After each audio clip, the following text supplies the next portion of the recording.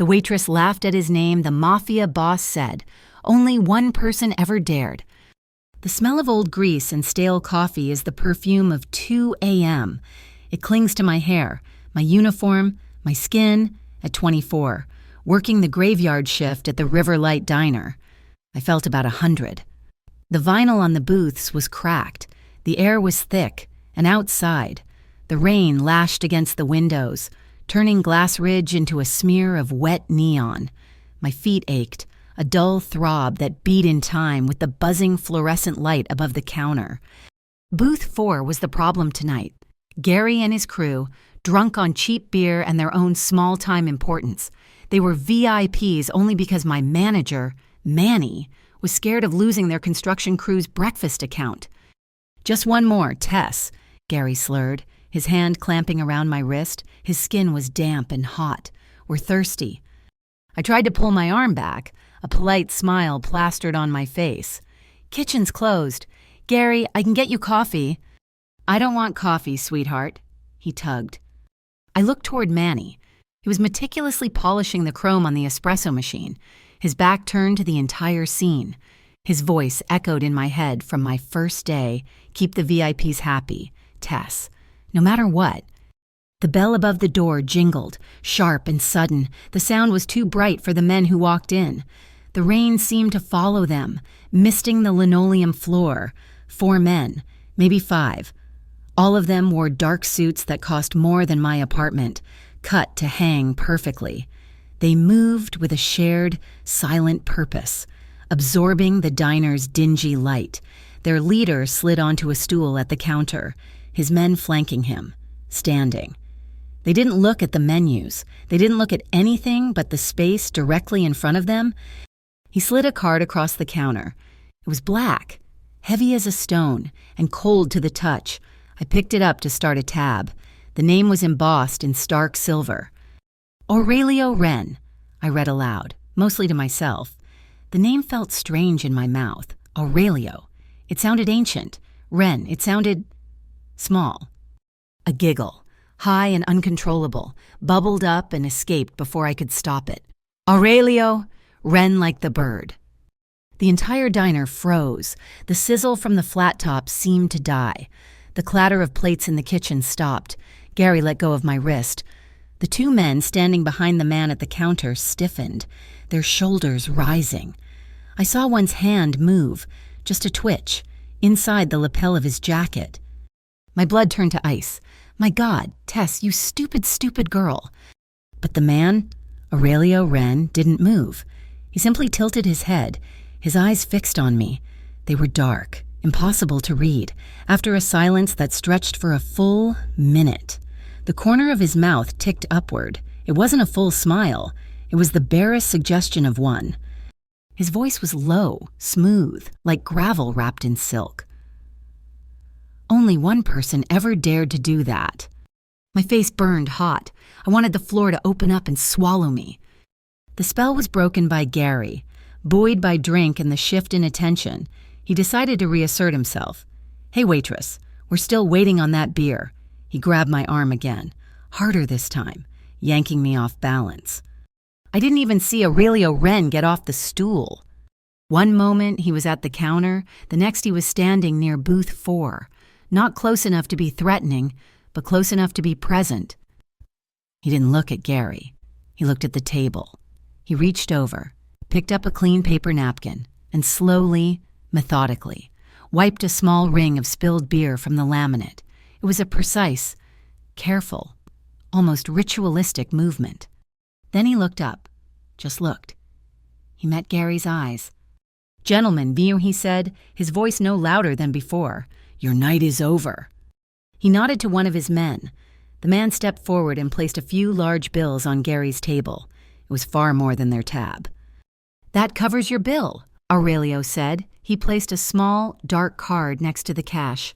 "And this is a taxi code, courtesy of North Shore Imports. Go home." It wasn't a request, it was a dismissal. The politeness was a sheath, but the menace underneath was sharp and cold. Gary's drunken bravado evaporated.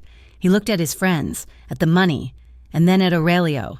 He and his crew shuffled out of the booth, grabbing their coats. They were out the door in 30 seconds, not saying a word, disappearing into the rain. Just like that, Aurelio Wren had siphoned all the violence and tension out of the room, as clean and silent as pulling a knife from its sheath. My hands were shaking. I went back to the register to cash out the black card. I punched in the code, and the screen flashed red. See manager for override.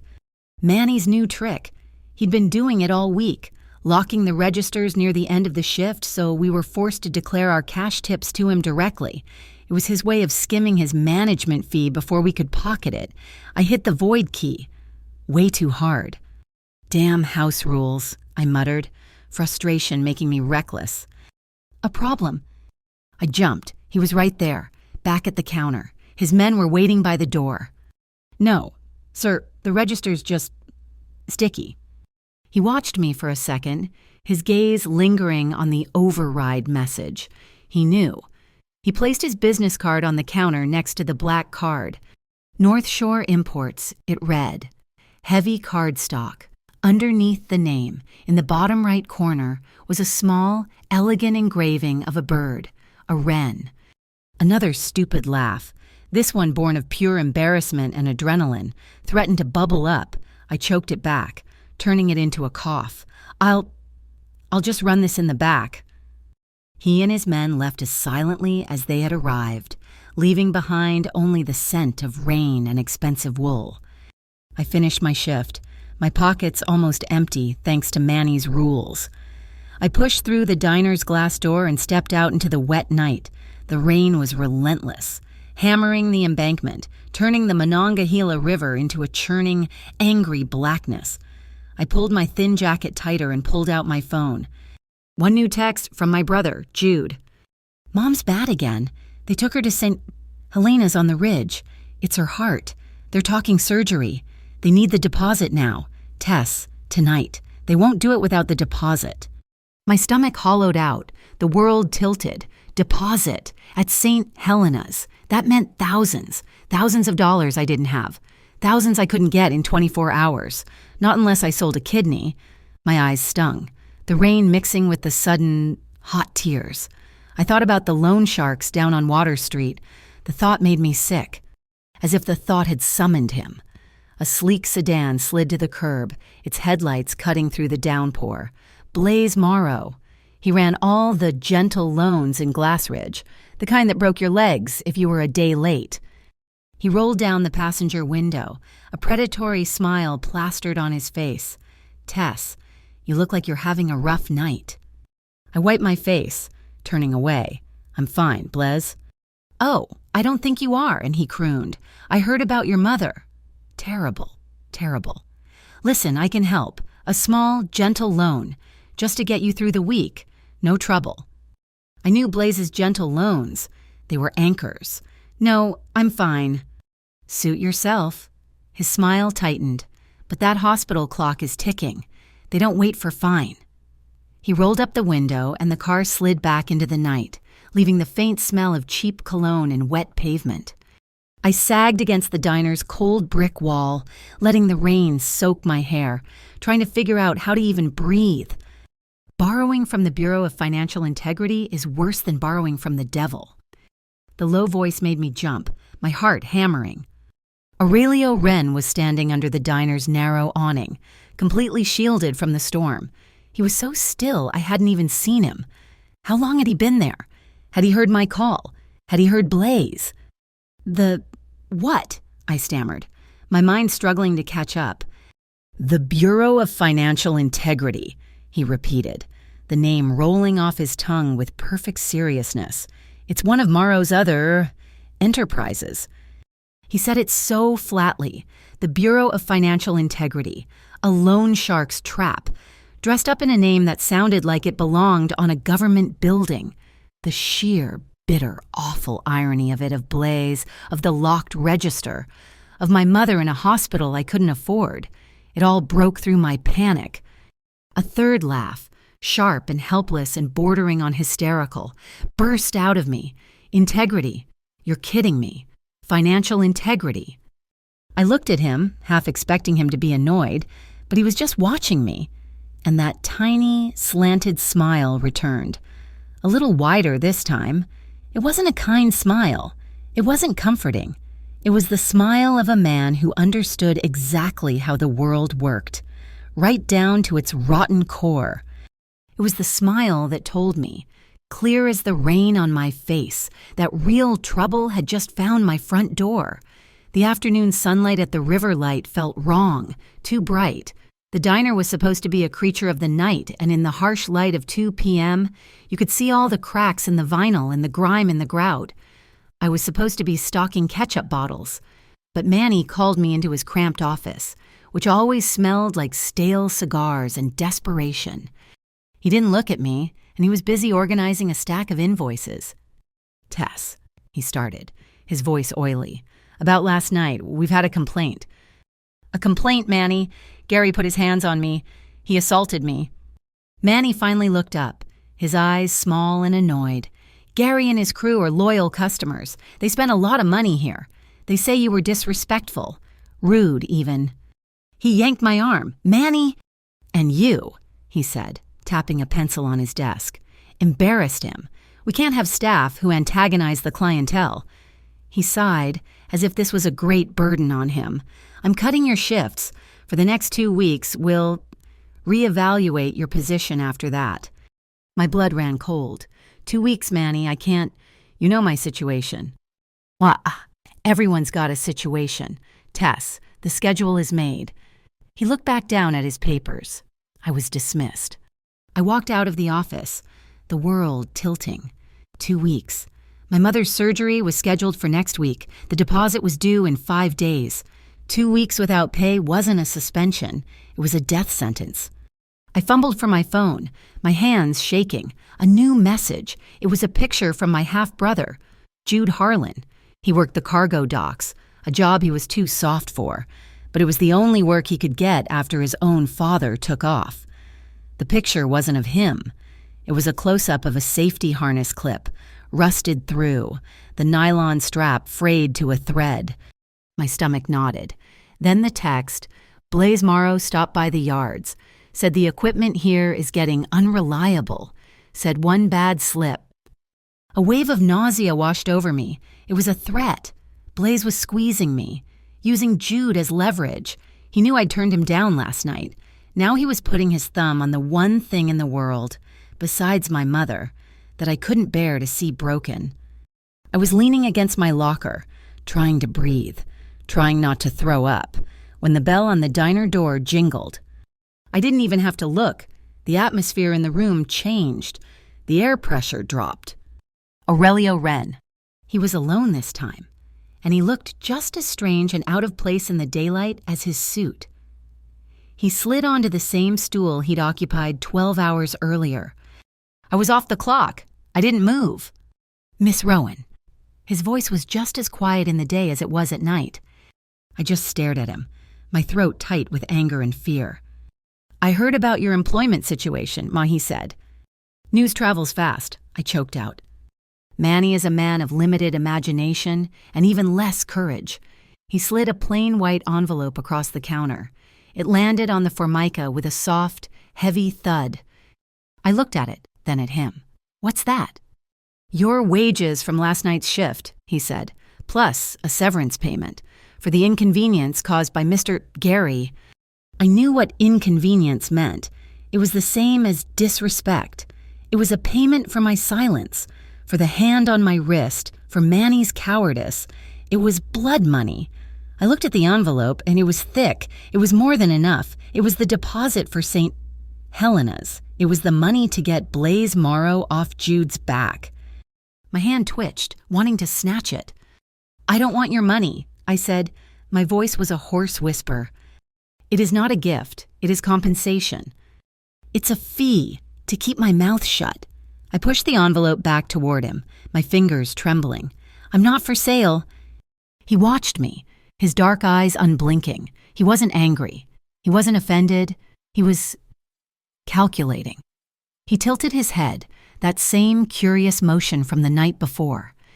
"A commendable position," and he said, his voice smooth. but commendable positions do not pay for cardiac surgery at St. Helena's. He knew. The realization hit me like a physical blow. He hadn't just been standing under the awning by accident, he had listened. He knew exactly where the screws were, and he was watching to see if I'd turn them myself. He picked up the envelope, not defeated, just shifting. He was changing tactics. "Very well," he said, standing up. "A different proposal. Not a handout, a job." I laughed, a short, bitter sound. "You literally just saw me get fired." "Manny fired you. I am hiring you." He pulled one of his black cards from his jacket pocket. "Privately.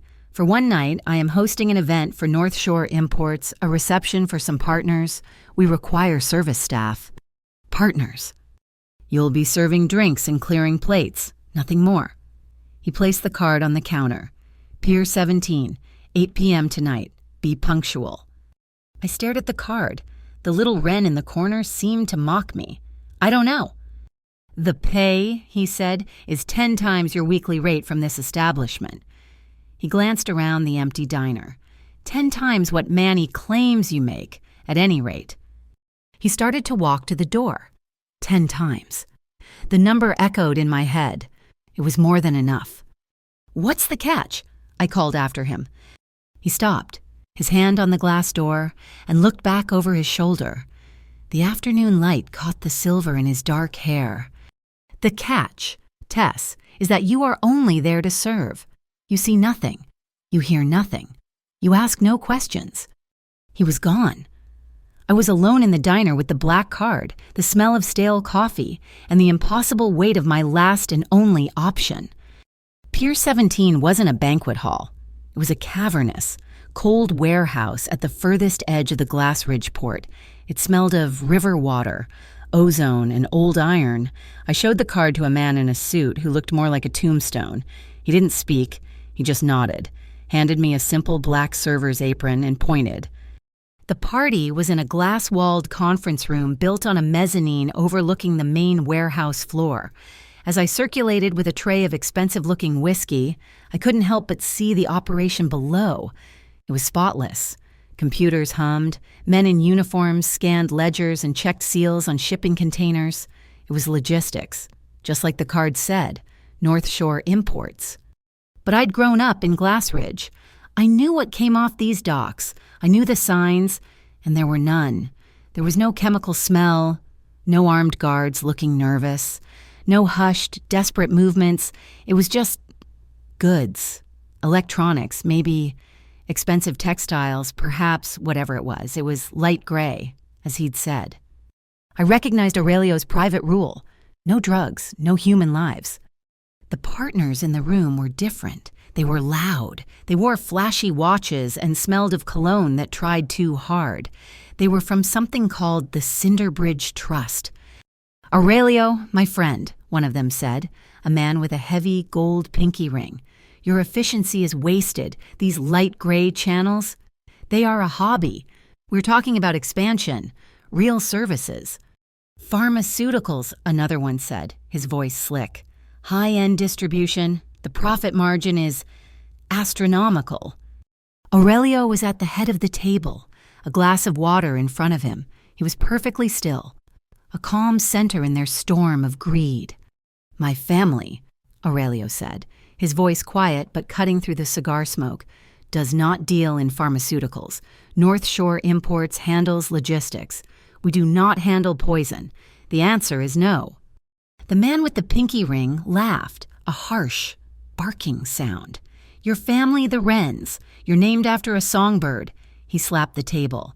"A little brown bird that hops in the garden. Maybe you should be chirping. Aurelio, not pretending to be an eagle." He laughed again, loud and derisive. And I did it. It wasn't a full laugh. It was a snort, a tiny, sharp, involuntary burst of air through my nose. I was holding a silver tray, and I couldn't stop it. The image of this terrifying, controlled man being a songbird. The man with the ring stopped laughing. The entire room went dead silent. Every eye turned to me. I was frozen, my face burning, the tray shaking in my hand. Aurelio's eyes found mine across the room. His gaze was heavy, unreadable. He wasn't angry, he just watched me. He held the stare for a long 3 seconds. Then he looked back at the Cinderbridge man. "Well," Aurelio said, his voice flat, "now there are 2. The meeting ended quickly after that. The Cinderbridge men left in a cloud of suppressed anger. A quiet man in a suit paid me, a thick envelope of cash. It was exactly what Aurelio had promised. It was enough. I could call the hospital. I could breathe. I left the warehouse, clutching the envelope in my jacket pocket, my heart hammering a new rhythm of relief. I cut through a service alley between Pier 17 and the neighboring warehouse. It was a shortcut to the main road. The rain had started again, a cold, fine mist that felt good on my hot face. 2 men stepped out of the darkness, blocking the alley. My heart stopped. These were not Aurelio's men. These were not suits. These were bulky, rough men in stained hoodies. I recognized one of them from the dock gossip, a leg breaker for Blaise Morrow. "Blaise sends his regards," the larger one said, cracking his knuckles. He grinned, showing yellowed teeth.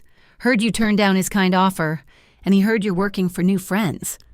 "I don't want any trouble," man, I whispered, backing up. My back hit the cold, wet brick of the warehouse wall. A dead end. "No trouble," the man said, stepping closer, close enough I could smell the beer on his breath. "We're just going to deliver a message. Make sure you understand the importance of paying your family's debts, starting with your brother." He reached for me. "I would advise against that." The voice came from the mouth of the alley. Aurelio. He was standing in the shadows, a silhouette against the dim sodium lights of the pier. The 2 thugs spun around. "This ain't your business, suit." The first one growled, "Piss off." "You are on property owned by North Shore Imports," Aurelio said, his voice calm, conversational. He hadn't moved, "which makes this very much my business. Furthermore, you just threatened an employee, and me." The thug laughed. You, and what army? It's just you." "This army," Aurelio said. He didn't move, except to lift one hand to the knot of his dark tie. He tapped it. A small, impossibly bright blue light clicked on, right on his lapel. It was a body camera, so small and perfectly integrated I never would have seen it. "This device," Aurelio explained, his voice as patient as a professor's, "is currently recording in high-definition video and audio. It has captured your faces, your voices, and your specific threat of assault against Miss Rowan. This recording is being streamed live to a secure server. If I am harmed, or if she is harmed, the file is automatically forwarded to the Glass Ridge Port Authority, the police, and Mr. Morrow's probation officer." The men froze. Their drunken bravado evaporated, replaced by a sudden, sober panic. Aurelio stepped forward into the faint light, holding up his phone. "Or," he continued, "I can simply send the file to Blaise right now. Let him know how you compromised his deniability on my territory." The first thug took a step back, his hands raised. "Hey, man, we were just talking. We were just leaving. Your conversation is over." They didn't need to be told twice. They scrambled past each other, disappearing into the darkness of the pier. The alley was silent again, just the sound of the misting rain. I was still pressed against the brick, my legs trembling so hard I thought I'd collapse. The cash in my pocket felt like a lead weight. Aurelio Wren stood there for a moment, watching them go. He hadn't raised his voice. He hadn't touched a weapon. He hadn't even called his men. He reached up and tapped his tie. The blue light went out. He turned to me, his face mostly in shadow. I understood, then. He hadn't just saved me. He had made a statement. He had done it with style. He'd used the law, technology, and the unspoken rules of his world as weapons. The man named after a small bird had just shown me he was the biggest predator in the yard. "You should go home, Tess," he said, his voice quiet again. "Call your hospital." My legs felt like jelly. Watery and weak, I stared at the alley where Blaise's men had vanished. I had the cash in my pocket, but I was not sure my legs would carry me off the pier. The headlights of a car I hadn't heard approach cut through the mist. A dark sedan, low and silent, the same one from the diner. The passenger door clicked unlocked. "St. Helena's is on the ridge," Aurelio's voice came from the driver's seat. It was a statement, not a question. "It is on my way." I knew it probably wasn't, but my nerve endings were still screaming, and the thought of waiting for a bus or walking the dark streets back to my apartment was impossible. I got in. The car was spotless, the silence inside absolute. It smelled of clean leather and him that faint scent of bergamot in cold rain. We drove out of the port, the massive cranes disappearing behind us, and up the winding roads of Glass Ridge. We passed the neon sign of the river light, buzzing in the wet dark, and climbed. We climbed toward the ridge, the part of town where the air was cleaner. The houses were hidden behind iron gates, and the hospitals looked like private universities. St. Helena on the Ridge was a sprawling campus of old stone and new glass. He pulled up to the admissions wing, the engine a low, imperceptible hum. He didn't just drop me at the curb. He put the car in park and got out. I walked beside him into the brightly lit, sterile hall. It was quiet, the air smelling of floor wax and anxious families. A woman with tired eyes sat behind a thick glass partition. "I'm here for Eliza Rowan," I said, my voice sounding small in the big room. I need to make a payment for her surgery." The woman typed, her nails making small clicking sounds. "Yes, Mrs. Rowan, we have her scheduled for surgery with Dr. Mercer. We will require the standard surgical deposit, $10,000. I froze. The envelope from Pier 17, the cash inside, felt like a lead brick in my jacket. It was exactly $10,000. It was the price of my service, the price of my silence. Using it felt like signing a contract I hadn't read. Before I could move, before I could pull the money out. Aurelio stepped forward. He slid a card under the partition. It wasn't the black card with his name. It was a platinum business card. "We are here to make that payment," he said. The woman looked at the card. "Sir, it is a direct transfer from the Rowan Hearts Foundation." I stared at him. Rowan Hearts. The woman's expression didn't change, but her fingers flew across the keyboard. "Oh, a foundation payment, of course. One moment." She typed, printed a receipt, and stamped it. "We are all set. The payment is processed. Mrs. Rowan is confirmed for 7 a.m. tomorrow." I took the receipt. It just said paid. We walked back out into the humid night. The rain had slowed to a fine, hanging mist. "Rowan Hearts," I whispered, as he held the heavy glass door open for me. "A small community endowment, man," he said, his voice flat. "North Shore Imports administers it, for port families in medical distress." "You just made that up." He didn't answer. Just walked me back to the car. He had paid. He had taken the cash I earned, the money that felt dirty, and kept it in my pocket. Separate from this. He had paid for my mother's life with clean money, or at least money that looked clean. He'd laundered the act itself, letting me keep the wages while he covered the debt. He got in the driver's seat, but he didn't start the car. We sat in the dark, the parking lot nearly empty, bathed in the sickly yellow glow of the security lamps. The silence stretched, thick and heavy. "What do you want, Mr. Wren?" He was looking out the windshield. "I wanted to ensure your mother received her care." "No," I said, my hands balling into fists in my lap. "That's what you did. What do you want, nobody? Especially not in this city, does this... Nobody pays $10,000 for a stranger." He was quiet for a long moment. "I'm a businessman, Tess. I dislike inefficiency. I dislike bullies." "That's not an answer. That's a mission statement. I need to know what this costs me." He turned his head slowly, and his eyes found mine in the darkness. "Blaze Morrow, your manager Manny. They are small men who use bad rules to break good people. They squeeze because they can." He looked away, back at the rain-slicked asphalt. I just hate seeing someone get squeezed by bad rules. The air in the car was too close. I could feel the warmth coming off him. We were separated by a few inches of leather console, but it felt like a live wire. You grew up here, I stated. It wasn't a question. He leaned his head back against the leather headrest. Greywater, over by the old container yards. My skyline wasn't buildings. It was rusted container stacks. I knew Greywater. It was where the river went to die, all rust and chemical smells. My mother, he said, his voice quiet, losing its hard, precise edge. She got sick, like yours. Congestive heart failure, but we didn't have a St. Helena's. We had the county clinic and a 2-year waiting list. My own throat tightened. What happened?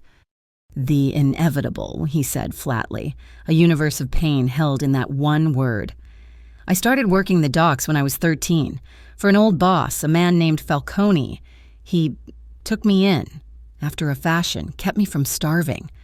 He looked down at his own hands, resting on his knee. They were clean, the nails perfect. They didn't look like they had ever hauled cargo. My birth name wasn't Wren, he said, so softly I had to lean in to hear. Falcone gave me the name. I was quick. I was small. I stayed in the shadows. I watched everything. He caught me once, listening in on a meet I had no business being at. I must have been 14, maybe 15.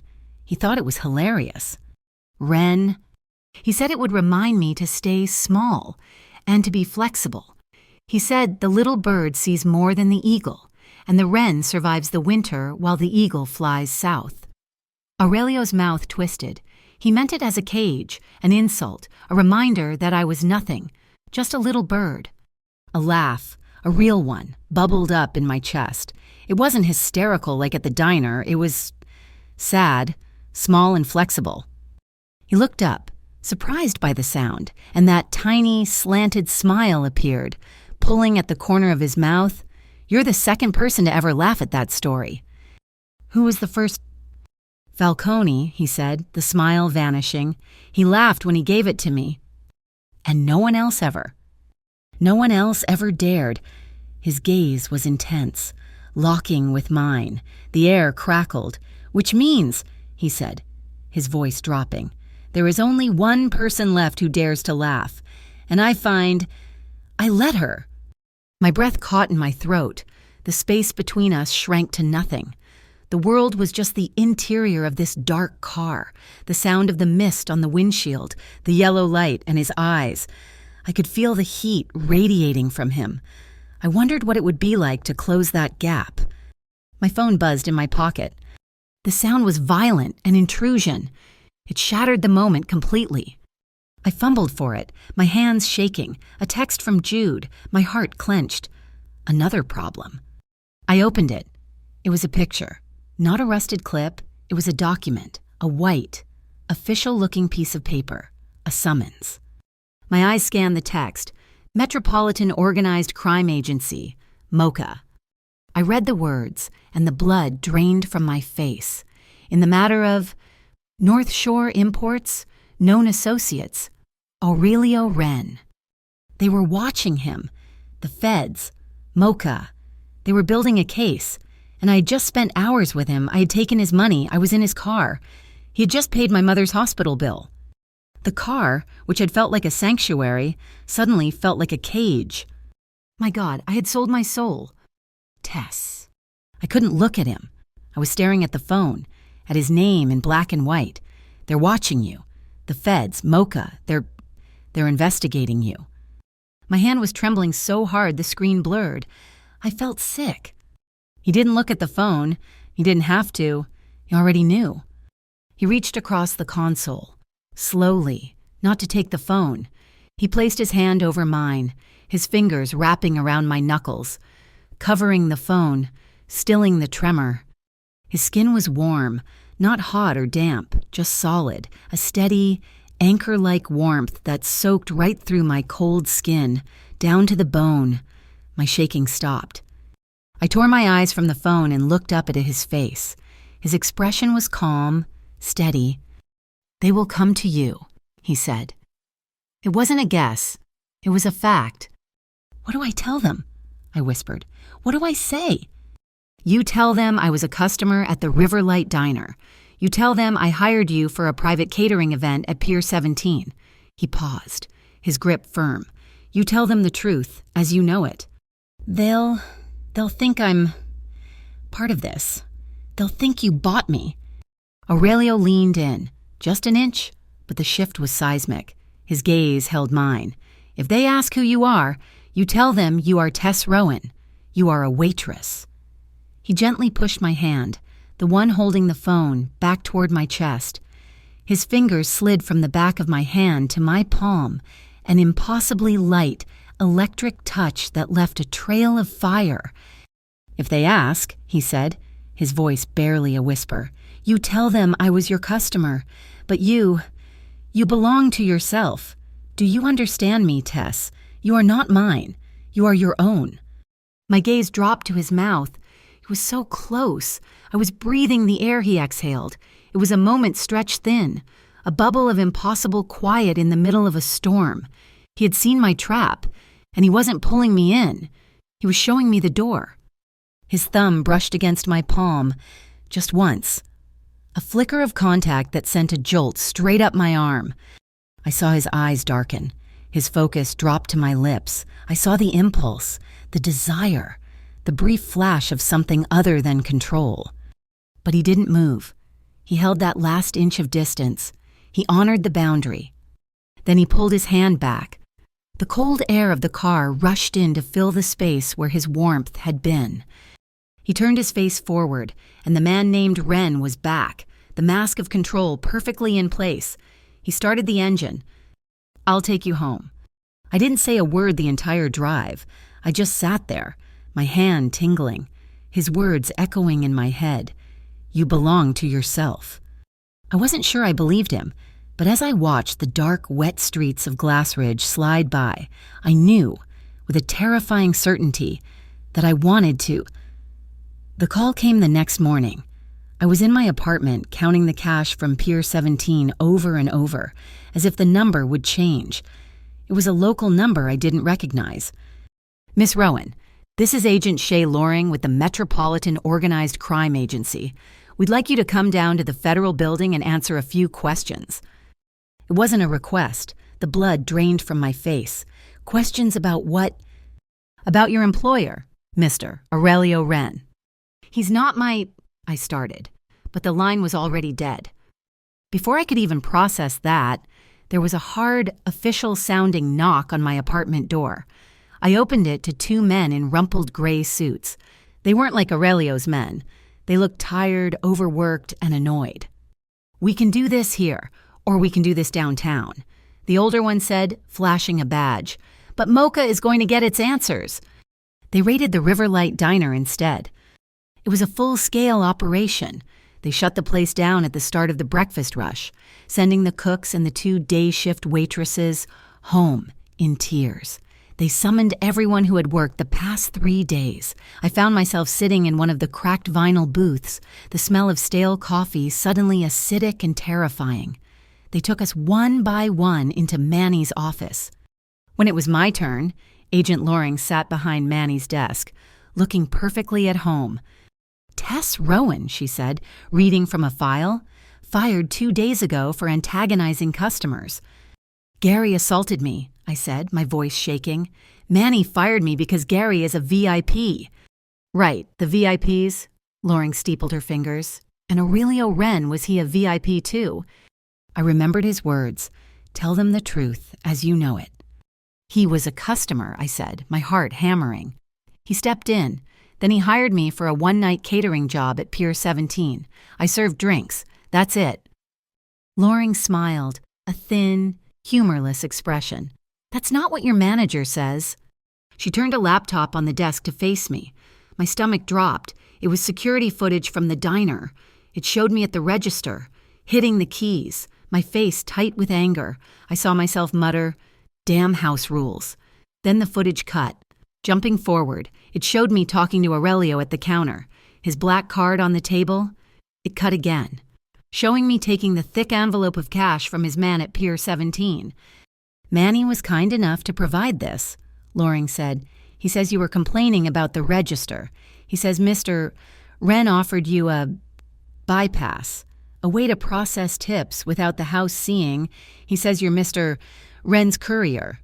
transporting his black tips from his various enterprises, using the diner as a clean-out. I stared at the screen, horrified.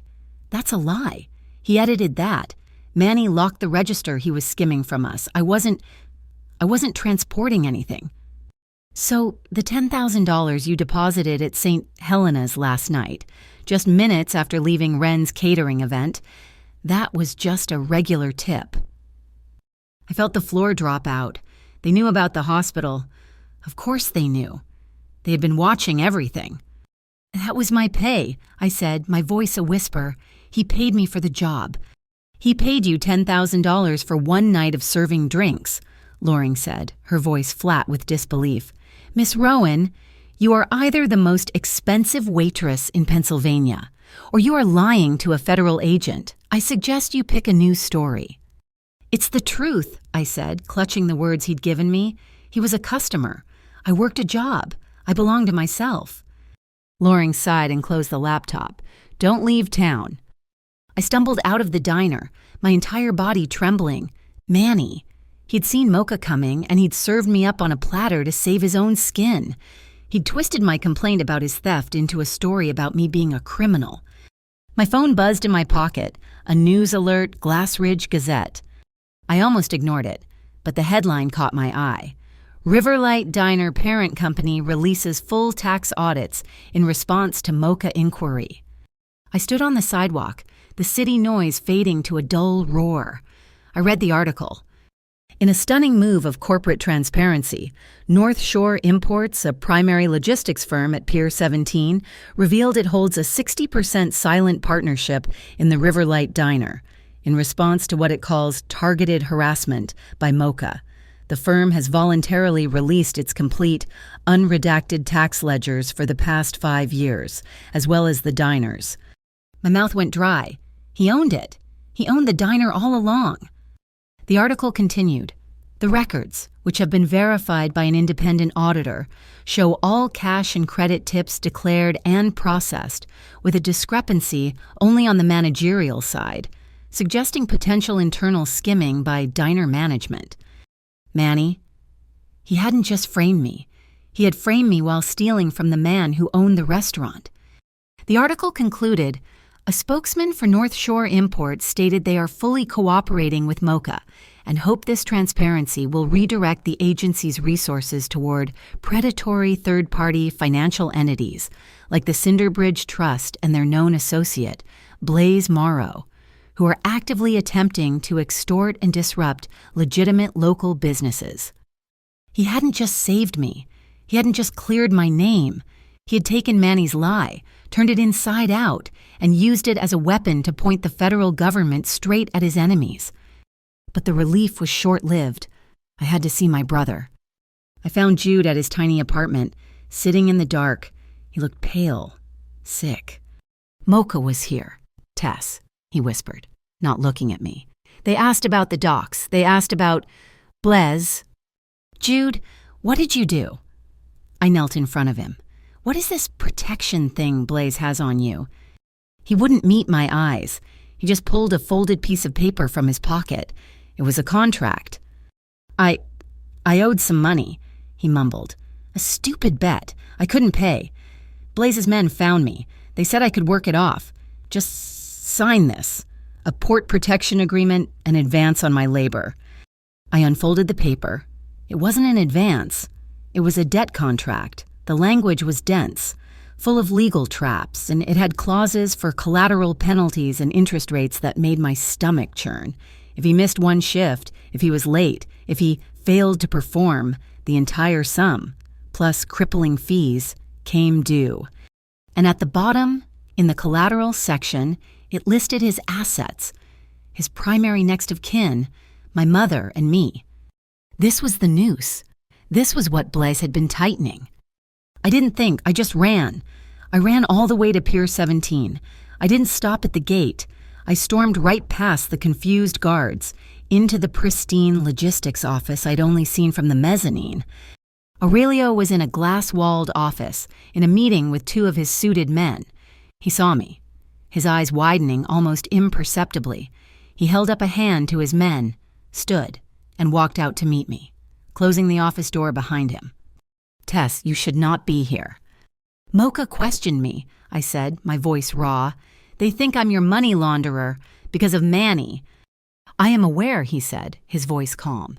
It has been handled. The tax records are public. You own the diner. You knew Manny was a thief and you let him fire me. I knew he was a liability, Aurelio corrected, his voice perfectly even. A liability I was in the process of documenting. His actions against you simply accelerated the timeline. And Jude, I was shouting now, my voice echoing in the quiet, sterile office. Did you know about him? Did you know Blaze Morrow owns him, that he has a contract on my family? He was silent for a beat. He studied my face, his expression unreadable. I know Morrow uses debt contracts as his primary weapon. I did not know your brother had signed one. I watched him, my chest heaving. He wasn't lying. The anger collapsed, leaving only a cold, black pit of desperation. You have to get him out, I whispered. You have to. Blaze has him tied to us, to my mother. I can, he said simply. How? Morrow is nervous. My transparency has put Mocha's spotlight directly on him and Cinderbridge. He will be looking to liquidate his high-risk assets. Your brother, now linked to me via you, is a very high-risk asset. He walked to the window, looking out at the cranes. I will make him an offer. I will buy Jude's debt. The words hit me like a slap. No! He turned, frowning. No, I'm not. I am not doing this. I am not trading one owner for another. You can't just buy my brother. You can't buy me. Aurelio looked at me, and for the first time, I saw something flicker in his eyes. It wasn't anger. It was impatience. I have no interest in buying you. Tess, I told you that. You belong to yourself. He walked back toward me, stopping a few feet away. I am not buying your brother, he said, his voice low and intense. And I am not buying you. I am buying the noose, so that you can untie it yourself. I stared at him, the words echoing in the silence. I will buy the paper, he continued. Morrow will sell. He will be glad to be rid of it. The contract will then be held by North Shore Imports, by me, and you will pay it. How? I whispered. With what? You will work here, for me, in this office. You will learn the books. You will see every shipment, every bill of lading. You will be paid a fair salary, and you will pay back your brother's debt at 0% interest. You set the terms. You set the rate. The debt is paid when you say it is paid. It was too much. It was too clean. Why, what's the catch? The catch, he said, is that I need people I can trust. The Cinderbridge Trust is pushing me. They want to move their poison through my port. Mocha is pushing me. And my competitors are pushing me. You see the board clearly. Tess, you have no illusions. That is more valuable than any loyalty I could buy. He gestured to the wall behind his desk. I hadn't noticed it before. It was a thin plaque of brushed steel, the letters etched in a clean, severe font. It was a list. 1, no narcotics, no heroin, no fentanyl. 2, no human trafficking, no flesh. 3, no minors, not as labor, not as leverage. 4, no medical extortion. 5, no residential debt. And at the bottom, a single, final line. The source must be cleaner than the insurer. To the Wren rules, I breathed, reading them aloud. My rules, he confirmed. Cinderbridge wants to break rules 1 and 2. Blaze Morrow lives by breaking rules 4 and 5. I do not. My head was spinning. The rules, the job, the noose. My phone rang. The sound was so loud it made me jump. It was St. Helena's. My blood turned to ice. Hello. Miss Rowan, this is Dr. Mercer. I'm afraid we have a complication. I gripped the phone. What's wrong? She's in recovery. No, miss. She's pre-op. We were running final scans and we found an arrhythmia. It's accelerating. We can't wait until next week. The risk of a clot is too high. What does that mean? I whispered, looking at Aurelio. He was watching me, his face a mask of sudden, focused concern. "It means we have to move the surgery up, not next week. Now, I need her on the table within the next 48 hours. The phone slid in my sweat-slicked palm. 48 hours. The feds, the contract, the surgery. The walls of the office seemed to be closing in. "Tess," Aurelio's voice was sharp. I looked up at him, my vision blurring. "My mother. They have to do the surgery. Now. They said 48 hours. The pressure was no longer a weight. It was a countdown. A bomb. Aurelio was at my side in an instant. He didn't touch me, but his presence was a solid, physical thing. "Then we have work to do," he said, his voice calm, absolute, and hard as the steel on his wall. "We have less than 48 hours. The clock in Aurelio's office was digital, but I heard it ticking. 48 hours, 47, each minute was a drop of blood. Aurelio had been on the phone for an hour, his voice low, his conversations clipped and precise. He was moving pieces around a board I could not see. He finally hung up. The silence in the office absolute. "I have bought your brother's contract," he said. I flinched. We agreed." "I agreed to buy the noose," he corrected. "It is mine. But Blaze Morrow is not a man who honors a sale. He will hold a copy. He will use the threat of the contract against Jude until the day he dies. The paper is meaningless unless the man holding it is neutralized." Neutralized. I repeated. The word sounded cold, clinical. "Morrow is attending the Cinderbridge Trust's annual Heritage Gala tonight at the Larkspire Hotel." He pushed a simple black folder across his desk. "It is their primary networking event. It is where they bring in new investors, and it is where they consolidate their assets." "Assets like Blaze." "Exactly. Cinderbridge is his bank. They launder his money through their fake charities, his Bureau of Financial Integrity. Tonight, in that hotel, will be the financial data hub for their entire operation, a mobile server, protected by their private security." I understood. "You want that data, the proof, the pipeline." "I do not want it," Aurelio said, his eyes intense. "You need it. I can handle blame myself. It will be messy. But I can do it, or you can walk in there, get the data, and hand the entire network to Mocha on a silver platter." He stood. "I will not ask you to do this. I am telling you there is a door. If you choose to walk through it, you will end this. If you do not, I will. But you may not like my methods." He was giving me the choice, the one thing no one else had. I thought of Jude, pale and sick in his apartment. I thought of my mother, her heart beating on a timer. "I'll do it," I said. "How?" The Larkspire Hotel was all gold leaf and marble, a palace built on money that smelled wrong. I looked ridiculous. Aurelio's team had outfitted me, a black tailored server's dress, far more expensive than my old diner uniform, an earpiece, so small it just looked like jewelry. My hair was pulled back in a severe, professional knot. "You look the part," Aurelio had said, his voice flat. He handed me a single key card, identical to the ones the hotel staff used. "This will get you into the service corridors. It will also open one other door. A utility room on the mezzanine. That is where they are keeping the server." I had a small, solid-state drive in my pocket. It felt as heavy as a gun. 90 seconds, he had said. "That is the average sweep time for their internal security. Plug it in. The light will blink. When it turns green, pull it, and walk away. Do not run." I circulated through the ballroom for an hour, carrying trays of champagne, my heart hammering against my ribs. I saw them, the Cinderbridge partners from the warehouse. I saw Blaze Morrow, schmoozing, his laugh oily, his suit too tight. He was holding court by the bar, a hyena in a tuxedo. My chance came. The mezzanine was quiet. I found the utility closet. The door was steel. Next to the lock was a small biometric scanner, and below it, the card slot.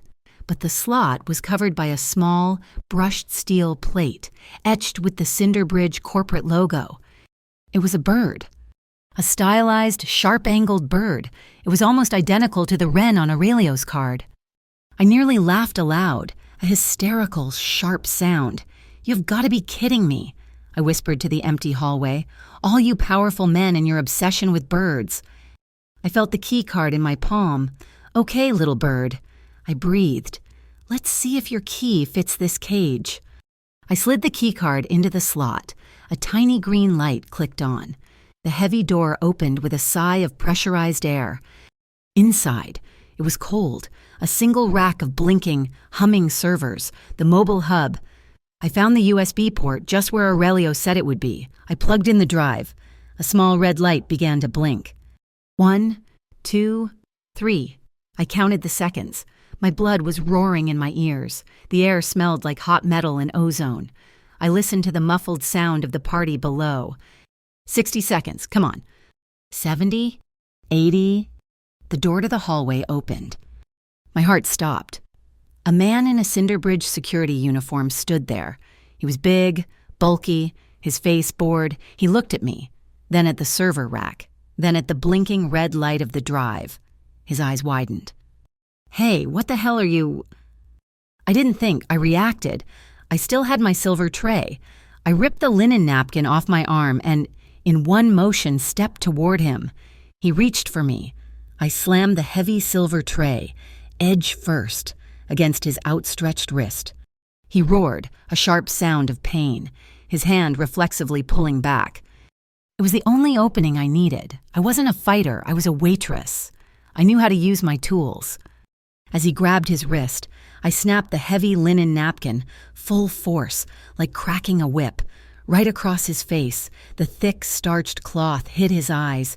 He cried out again, blinded. He stumbled back, one hand on his wrist, the other on his face. He stumbled right into the open service elevator behind him, the one he'd just stepped out of. I lunged forward, not at him, but at the control panel. I slammed the button for the sub-basement. The doors began to slide shut. He fumbled, trying to get his bearings, but he was too late. The doors locked, sealing him in. I leaned against the wall, gasping. No blood, no fight, just service. I looked at the drive. The light was green. I pulled it, tucked it into my pocket, smoothed my apron, and walked out of the closet, locking the door behind me. I walked down the mezzanine stairs, my legs shaking so badly I had to grip the marble rail. I walked straight through the ballroom, past Blaze Morrow, who didn't even see me, and out the service exit into the parking garage. I was almost at the street. The air was cold, damp. I was tasting freedom. Well, Tess Rowan. Blaze Morrow stepped out from between a black Bentley and a white Rolls-Royce. His smile was a greasy, terrible thing. "You're a long way from the river light, sweetheart," he sneered. "Playing with the big boys now. Did you enjoy the party? Or were you just working?" He knew. Somehow, he knew. He stepped toward me, blocking my path. "That security alert I just got, that wouldn't have anything to do with you, would it? You've been a very, very bad girl." He reached for his jacket. "Her behavior," a low voice said from the shadows, "has been exemplary." Aurelio Wren stepped out of the darkness. He wasn't wearing a tuxedo. He was in his usual, impeccable dark suit, a ghost at the feast. Blaze froze. His hand was still inside his jacket. "Wren, this isn't your play. This is Cinderbridge. You're out of your league. This is my territory." Aurelio didn't even look at me. He just walked calmly, slowly, right up to Blaze Morrow. He didn't stop at a polite distance. He stepped right into Blaze's personal space. So close they were almost touching. Blaze tensed, his hand twitching, but he didn't pull the gun. He was too surprised. Aurelio looked down at Blaze's expensive, slightly crooked silk tie. "Your knot is sloppy," Aurelio said, his voice quiet. He reached up, took the knot of the tie in his fingers, and gave it a sharp, violent yank, pulling Blaze forward, off balance, until they were nose to nose. Blaze choked, his eyes wide with shock and fear. Aurelio leaned in, his lips brushing Blaze's ear. He whispered, so low I could barely hear it. "Your hand is shaking. and you're standing in the Mocha safe zone. Agent Loring is having dinner on the terrace. Smile for the cameras." He released the tie, patting it straight, a gesture of absolute dominance. Blaze's face went white. He looked wildly around the parking garage, at the reflective windows, at the security cameras. He realized the trap. He was in a brightly lit, secure area, being watched by feds, threatening a woman and confronting a rival. A shot fired here. He'd be arrested before the echo died. He had no power. He looked at Aurelio, and he looked at me. His face was a mask of pure, impotent hatred. He took a step back, then another. He didn't say a word. He just turned and disappeared into the garage. I was shaking, the adrenaline dumping from my system so fast I felt dizzy. I sagged against the wall. I watched Aurelio stand there, adjusting his own cuffs. He had faced down a man with a gun, and he hadn't even raised his voice. He had used the law, the feds, and Blaze's own paranoia as a shield. I pulled my shoulders back, my breath coming in ragged gasps. I was still shaking, but I stood up straight. I realized, in that cold, concrete-scented air, what he had given me. It wasn't power. It wasn't protection. It was the ability to stand on my own. Aurelio turned to me, his face unreadable in the dim light. "You have the data." I nodded, my hand on the drive in my pocket. "I have it." "Good, let's go." We were halfway to his car, the silence thick and electric, when my phone rang. The sound cut through the night. St. Helena's. My blood turned to ice. My hand trembled so badly I could barely hit the accept button. "Hello, this is Tess Rowan." "Miss Rowan, this is Dr. Mercer." The voice was strained, tired. Is she okay, the surgery?" "The surgery was a partial success." "Partial." The word didn't make sense. "What do you mean, partial?" "We stabilized the arrhythmia.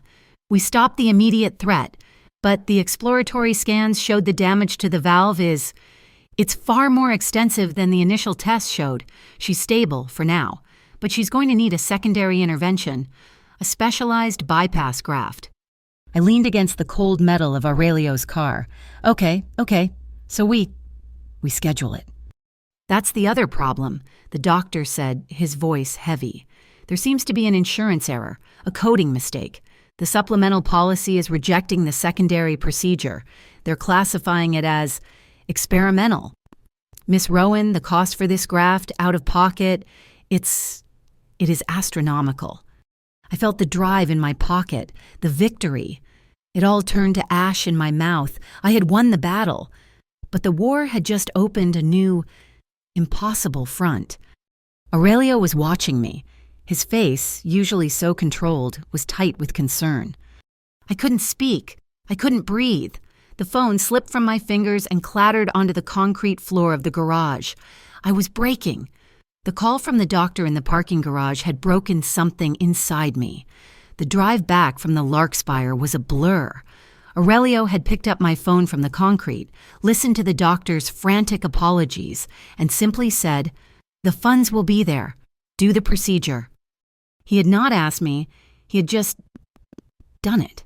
Now, 2 days later, my mother was in recovery from the second surgery. I had spent 36 hours at the hospital, running on vending machine coffee and sheer terror. I had not slept. Jude was with her now. I had just finished my first official shift at North Shore Imports, where I stared at ledgers until my eyes burned, my mind still at the hospital. Aurelio had sent me a text. One line. "Finalize the new transfer. Osprey Room, 7 p.m. The Osprey Room was not an office. It was a small, high-security warehouse at the back of Pier 17, where he stored his most delicate imports. Not illegal, just expensive. It smelled of cedar, burlap, and 1,000 different kinds of tea. I was sitting at a heavy oak table, a single stack of financial documents in front of me, the new debt, the astronomical one, outside. The storm that had been threatening all day finally broke. The rain hammered the corrugated metal roof, a deafening drumbeat. Then, with a heavy thud and a metallic groan, the power died. The humming computers, the bright overhead lights all gone. The world vanished into absolute blackness. A second later, the emergency lights kicked in. They were low wattage, battery-powered, and cast the vast room in a dim, unsettling red glow. The stacks of tea crates looked like monoliths. I was alone, in the dark, about to sign my life away, again. The main door slid open with a metallic shriek, battling the wind, a gust of cold. Wet air swirled into the room, making the papers on the table lift and flutter. Aurelio stood in the doorway, a silhouette against the flashing, rain-swept chaos of the pier. He was late. He stepped inside, shaking the water from his head. He was soaked, his dark hair plastered to his forehead, his expensive suit clinging to his shoulders. He didn't say anything. He just walked toward me through the red shadows.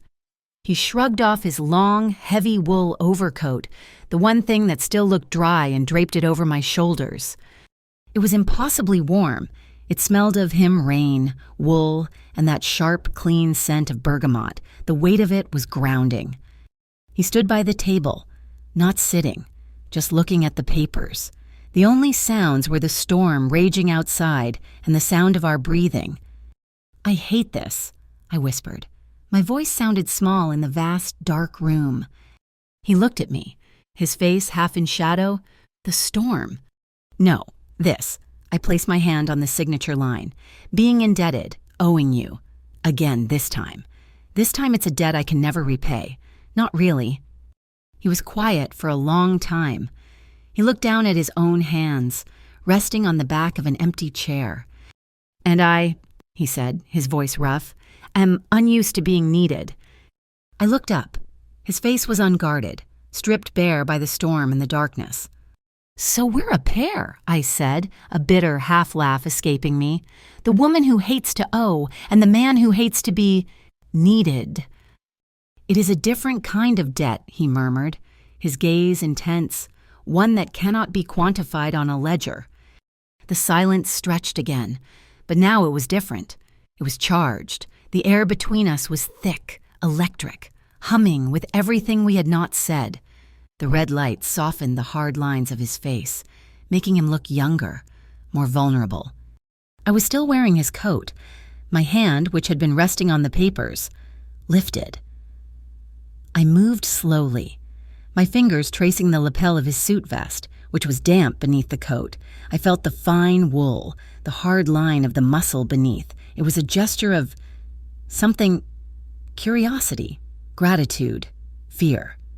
My fingers stilled on his lapel. He didn't move. He just watched my hand. Then, slowly, he raised his own and covered my hand with his. His skin was warm, his grip firm and steady. He didn't grab. He just held. My cold fingers against his palm. I looked up, and he was already looking at me. His eyes were black in the dim light. I could feel his breath, warm and steady, on my temple.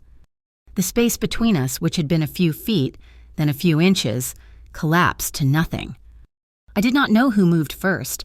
Maybe I leaned in. Maybe he did, but I felt my body shift, rising slightly on my toes. He stopped, a bare inch from my mouth. He paused. It was the pause from the car, the pause from the pier. It was the silence that asked the question. "Are you sure?" I answered by closing my eyes, closing that final inch. His lips were not soft. They were firm, hesitant, tasting of the cold rain. It was not a kiss of passion. It was a question, a breath, a collision of two worlds. It lasted for a single, suspended heartbeat.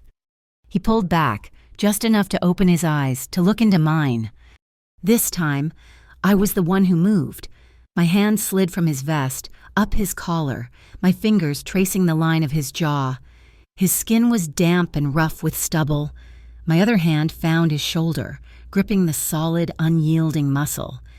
A sound, a low groan, vibrated in his chest. His other hand came to my waist, his fingers splaying wide, pulling me against him. He lifted me slightly, as if I weighed nothing, as if he was afraid to break me. I was flush against him, my heart hammering against the solid wall of his chest. And then he kissed me. There was no hesitation. This was not a question. It was the answer. It was deep and drowning and desperate. It was all the control he held, all the rules he lived by, shattering in one unstoppable moment. It was not rough, but it was hungry. It was a claiming. It was the storm outside, brought into the room, into me.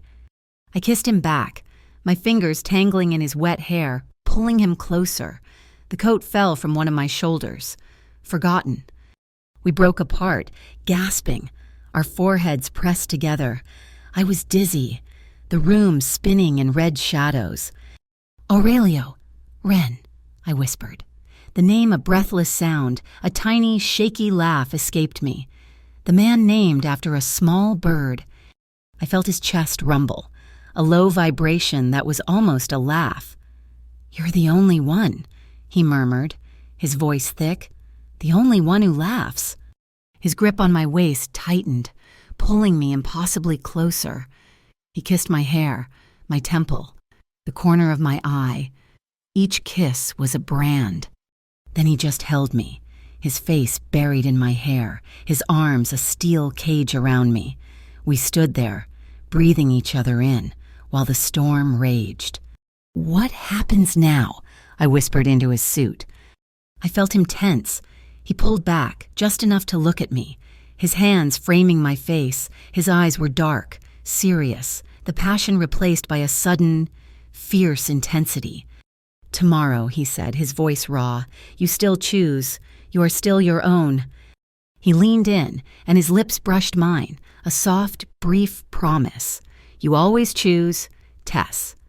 I could breathe again. The world, which had tilted off its axis, settled. He let me go, gently. One hand sliding from my waist, the other lingering on my arm. He stepped back, turning to the table, and for a moment the businessman was back, but his breathing was still ragged. "You have not eaten," he said. It was a statement. He walked over to a small cabinet where the tea samples were kept. He pulled out a small, white cardboard box. "The bakery on 5th. I was delayed." He opened it. Inside were 2 small, perfect cherry tarts. He slid the box onto the table. Next to the terrifying stack of papers, he found a plastic knife, cut one in half, and pushed it toward me. I picked it up, my fingers still trembling. We ate cherry tarts in the dark, the emergency lights painting us red, the rain hammering the roof. It was the most normal and the most insane moment of my life. I had just set down the last crust when we heard it. Faintly, at first, under the roar of the rain, then louder. Sirens. Not one, a dozen. They were close, too close. Aurelio went still, his head snapping toward the window. He moved to it, looking through the rain-lashed glass at the pier complex. Red and blue lights were flashing, cutting through the downpour, reflecting off the shipping containers. They were not here. They were 2 piers down. Pier 19. "Mocha," he said, his voice flat and hard. The moment of warmth was gone. The cold, controlled man was back. "They are raiding Pier 19. He turned from the window, and he looked at me, at the papers on the table, at his coat, still hanging half off my shoulders. He did not move to grab me. He did not panic. He just held out his hand. "Do not leave my side." The sirens passed us. They were screaming toward Pier 19. 2 docks down from the Osprey room, the red and blue lights vanished behind stacks of containers. A false alarm, or rather, not our alarm. Aurelio's hand, which he had offered me, slowly lowered. The intimacy of the kiss, the shared tart, the adrenaline it all hung in the air, a fragile, suspended moment. He cleared his throat, the sound rough. "The data you retrieved, give it to Maris Dalen, my lawyer, tomorrow." He drove me home in a heavy silence, the storm outside matching the one inside my head. His promise, "You always choose," felt less like a comfort and more like a terrible, crushing weight. The call came at 6 in the morning. I was asleep on my couch, still in my work clothes. My phone buzzed, vibrating off the cushion. It was Jude's number. I snatched it up. "Jude, are you okay?" A flat, cold voice answered. "Miss Rowan, this is Agent Shay Loring. You should come to your brother's apartment. Now." My blood turned to ice. When I got there, the tiny apartment was swarming with Mocha agents. They were tearing the place apart. Jude was sitting on his threadbare sofa in handcuffs, his face pale and streaked with tears. Loring was standing by his workbench, holding a small black plastic square, no bigger than a matchbook, in a plastic evidence bag. "Do you recognize this, Miss Rowan?" she asked. No, what is it?" "It's a high-frequency transmitter. We found it taped to the inside of his locker at the port. It's been feeding cargo manifests, truck schedules, and security patrol routes directly to a server owned by the Cinderbridge Trust." "What?" I looked at Jude. He was shaking his head, his eyes wide with terror. "I don't know what that is, Tess, I swear he cried. "I don't know, Blay. His men. They were at my locker yesterday. They said I was late on a payment." "He's been charged with criminal conspiracy and cooperation with an organized crime syndicate," Loring said, her voice devoid of emotion. "He's under arrest." They hauled him out, Jude screaming my name. I was left alone in the wreckage of his apartment, the world spinning. I ran all the way to Pier 17. I stormed past the guards, past the reception, and burst into Aurelio's office. He was on the phone, a woman in a sharp suit sitting across from him. "You?" I gasped, my voice raw, pointing a shaking finger at him. He looked up, his face a mask of granite, and calmly hung up the phone. "Tess." "You did this," I whispered. The betrayal was so sharp, so acidic, it choked me. It was worse than Gary's hand, worse than Manny's lies. The sirens last night, Pier 19. That was your distraction. You set this up. "You are hysterical," he said, his voice cold. "Am I? You waited until my mother was on that operating table. You waited until I was in your debt, until last night. You waited until I was trapped, and then you had him arrested. You couldn't buy my brother, so you had him removed. You own me now, don't you?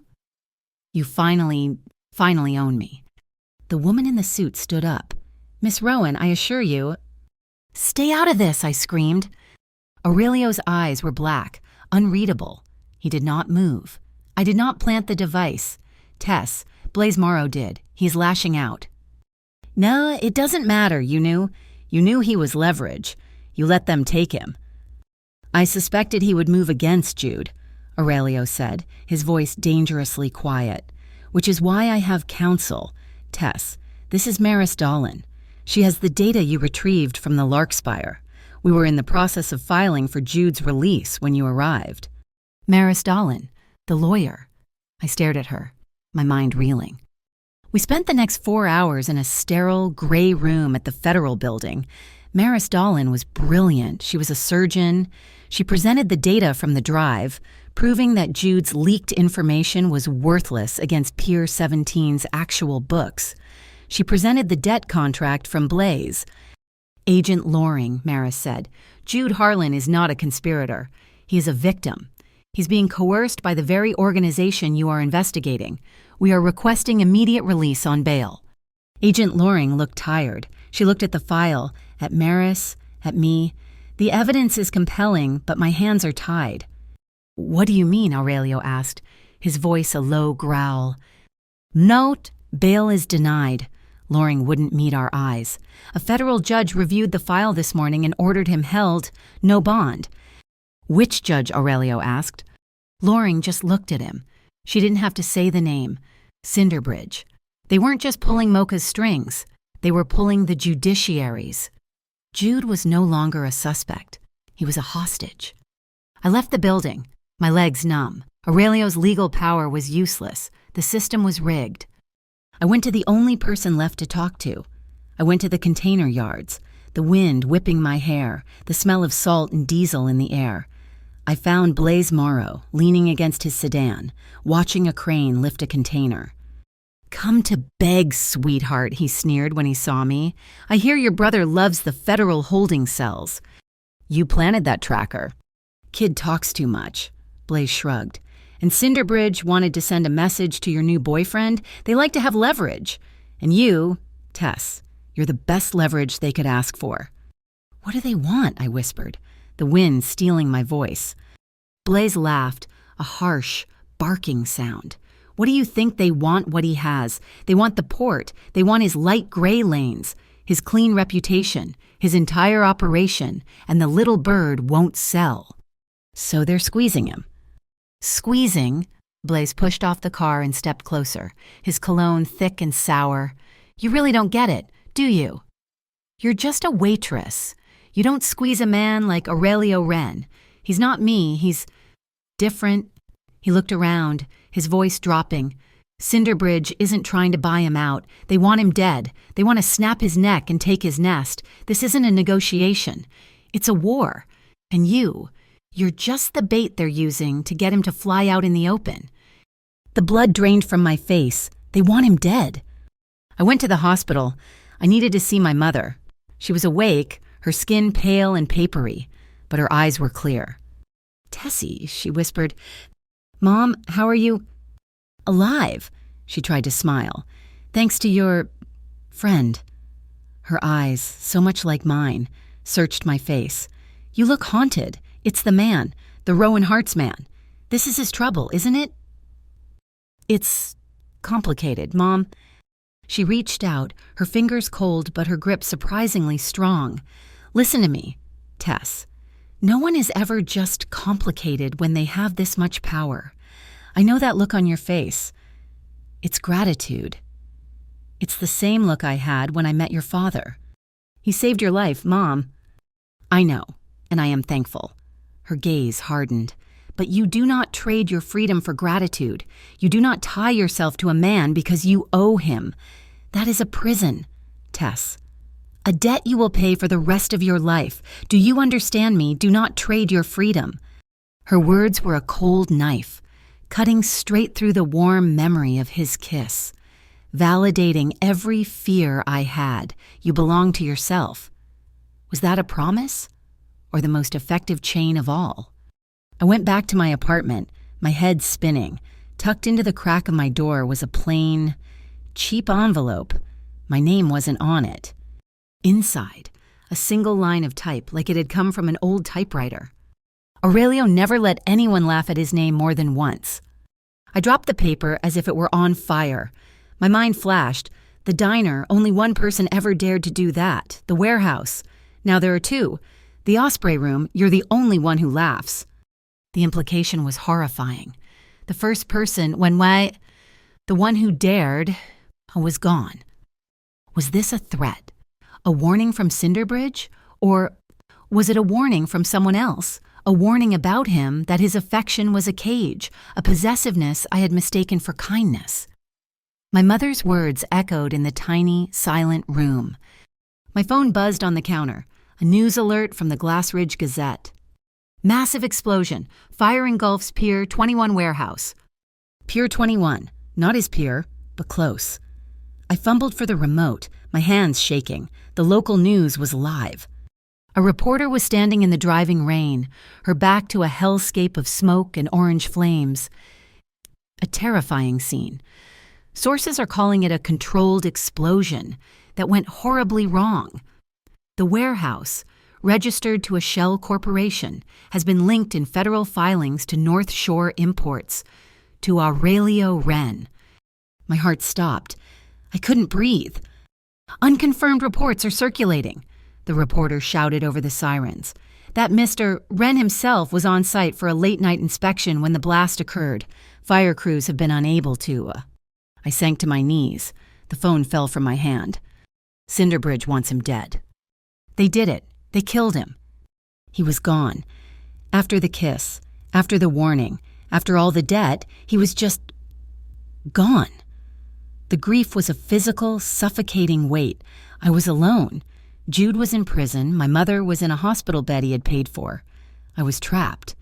I don't know how long I stayed on the floor. An hour. 2. The news report just looped. They were showing helicopter footage now. The smoking. Skeletal remains of the warehouse. Oh, a tragedy for the Glass Ridge port. I forced myself to look. to watch the footage, my eyes burning. I was searching for something, an answer, a sign, anything. The helicopter camera zoomed in on a twisted steel girder, part of the main doorframe, now lying exposed in the wreckage. The camera held on it, the light from the flames glinting off the wet metal. I saw it. It wasn't paint, it was a scorch mark, burned into the steel, deliberate but hidden unless you were looking for it. A small, simple outline of a bird. A wren. But it was upside down, inverted. My breath caught in a sharp, painful gasp. I knew that mark. I had seen it once, in a margin on a shipping ledger. A tiny, inverted wren he had drawn with a red pen. I had asked him what it meant. He had tapped the paper. It means this asset is not lost. It means it is in the dark, underground. He was alive. The grief vanished, replaced by a sudden, cold, diamond-hard fury. He faked his death. He was underground. He was fighting Cinderbridge from the shadows, and he had left me behind. He had left me to take the heat. He had left me to face Mocha, to deal with Jude, to carry the debt. I stood up, my legs shaking, but not from fear. Do not trade your freedom. I looked at the television, at the burning pier. I thought of Jude in his cell. I thought of Aurelio, moving his pieces in the dark. I was not a hostage. I was not a victim, and I was not going to wait to be rescued. I was going in. The fire at Pier 21 changed me. The grief, sharp and suffocating, had lasted for 3 hours. The fury that replaced it was cold, pure, and would last a lifetime. He was alive, and he had left me. He had gone underground, leaving me to hold the bag, to face Mocha, to watch my brother rot in a cell. He thought I was a pawn. He was about to find out I was a player. I didn't go to the pier. I went to a high-rise downtown, to the law offices of Maris Dahlin. I walked past a panicked, grieving secretary and straight into Maris's office. She was on the phone, her face pale. I have no comment on Mr. Wren's status, she was saying. She saw me, her eyes widened, and she hung up. Tess, my God, have you heard? He's alive, I said. Maris froze. What? The inverted wren, on the steel girder in the news footage, it's his underground symbol. He faked his death to fight Cinderbridge from the shadows, and he abandoned us. He abandoned Jude. Maris stared at me, her professional mask cracking. A slow, dangerous smile spread across her face. Well, I'll be damned. The Waitress has claws. I have the data from the Larkspire, I said, pulling the drive from my pocket, and I have a plan. He wants to fight in the dark, fine. We're going to fight in the light. We're going to build a light trap. For the first time, Maris Dahlin looked at me with genuine respect. We'll need a bigger light. I know a guy. The guy was Noah Pike. He ran an independent podcast, the Glass Ridge Ledger, out of a cramped, dusty office above a noodle shop. He was all wiry energy, caffeine jitters, and a deep-seated hatred for Cinderbridge Trust. Maris, you bring me a ghost story, he said, not even looking up from his soundboard. Wren's dead. It's a tragedy, but it's old news. He's not dead, I said, and I have proof Cinderbridge is laundering money. That got his attention. He spun in his chair. Proof everyone knows they are, but proof. Maris and I sat with him for 6 hours.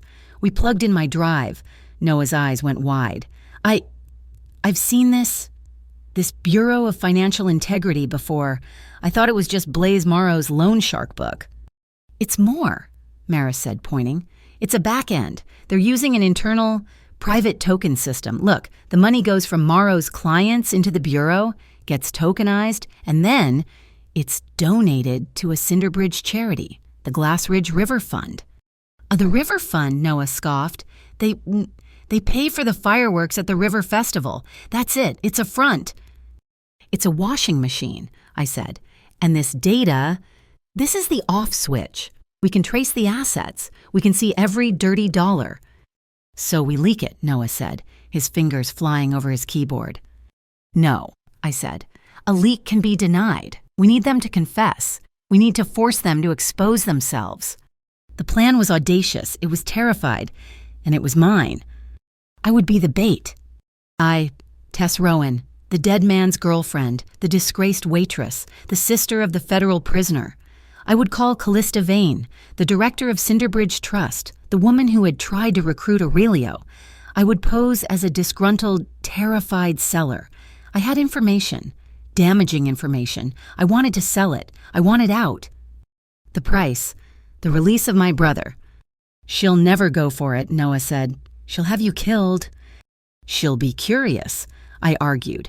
She'll want to know what I have. She'll want to know if Aurelio left me a parting gift. She's arrogant. She'll come. Maris made the call, posing as my intermediary. The meet was set. Oriole Tower, the private rooftop during the River Festival. This coming Saturday, the fireworks would be the perfect cover for a quiet rooftop execution. This is insane, Maris said after hanging up.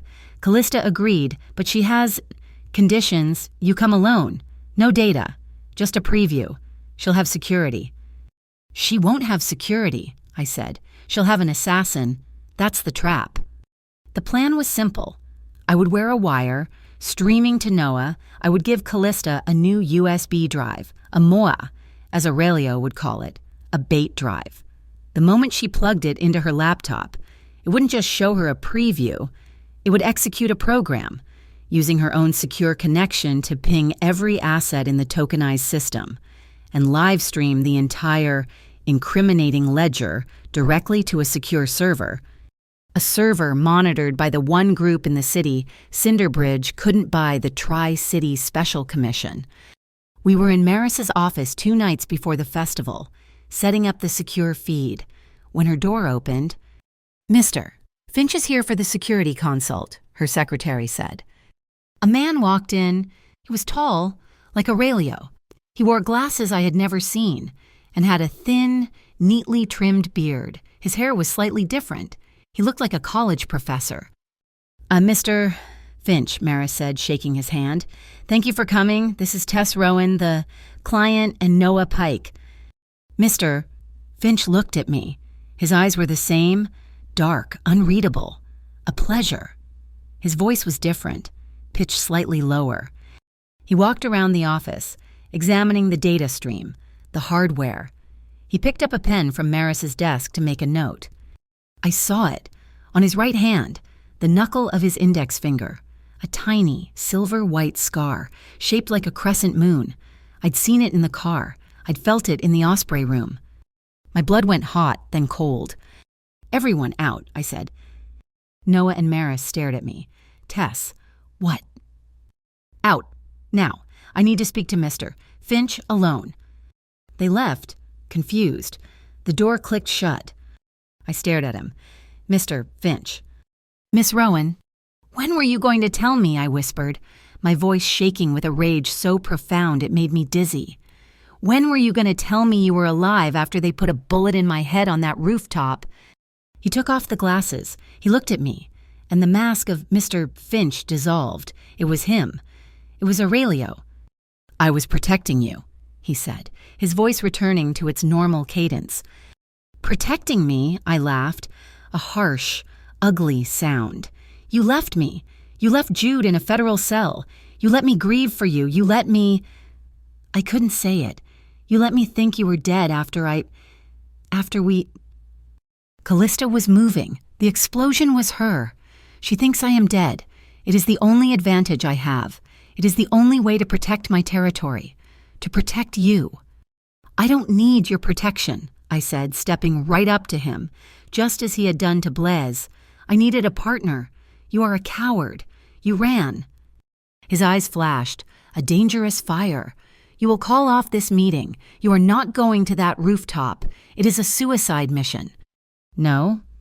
"I am not asking, Tess. I am telling you, as the man who holds your family's debt, as the man who, as your employer, you will not go." He was trying to pull rank. He was trying to put me back in the box of the waitress he had saved. I looked him straight in the eye, my face inches from his, the scar on his knuckle, the memory of his lips, the fury. "You don't get it, do you?" I whispered. "You are not my employer. You are not my savior. You don't own me. I am going to that rooftop. I am going to get my brother out, and I am going to burn Callista Vane to the ground, with or without you. You will die, he said, his voice a low, ragged growl. Then I die. I smiled, a small, cold smile. I laughed at your name. Aurelio, I'm not afraid to take a bullet for it, too. He flinched. The words hit him harder than a physical blow. He stared at me, his controlled granite facade cracking wide open. He saw me. Not the girl. The woman. You, he breathed, are impossible. I'm yours, I said, the words tasting like ash.